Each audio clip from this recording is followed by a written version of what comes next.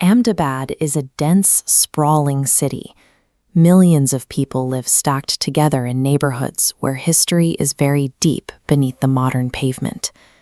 In early 2026, a team of plainclothes police officers arrived at this crumbling property.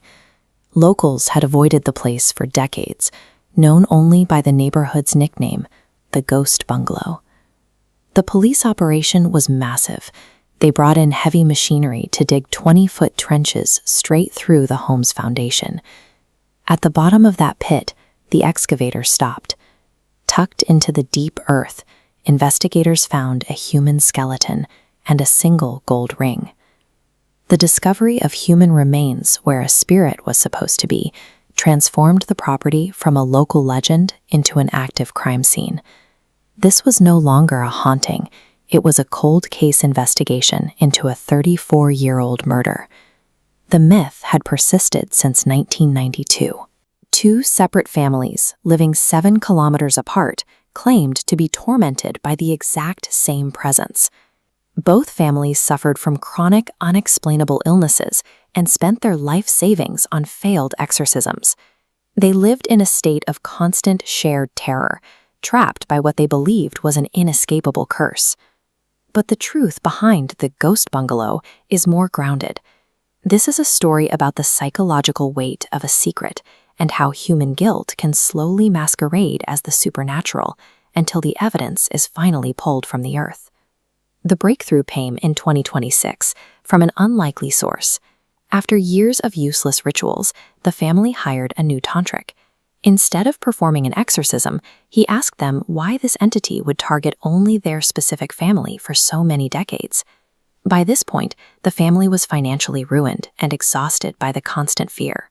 When the tantric challenged the logic of their haunting, the internal tension became unbearable, leading the patriarch's brother, Iqbal, to confess the family's secret.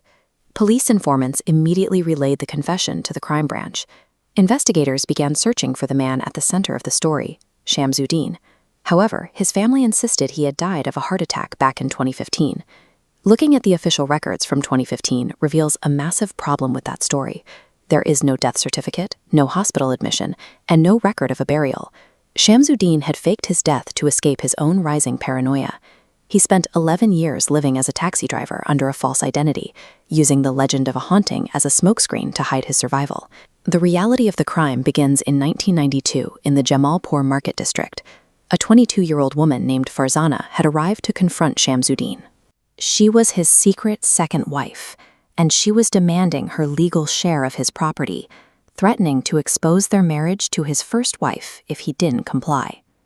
To protect his reputation, Shamsuddin and 3 accomplices waited for a monsoon storm.